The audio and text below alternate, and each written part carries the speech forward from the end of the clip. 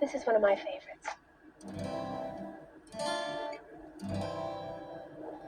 I traveled the banks of the river of Jordan to find where it flows to the sea.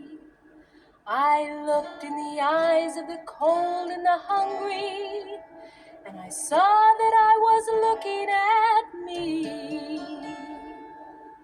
And I wanted to know if life had a purpose and what it all means in the end.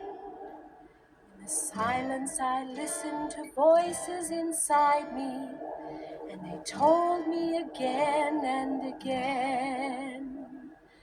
There is only one river, there is only one sea, and it flows through you, and it flows through me. There is only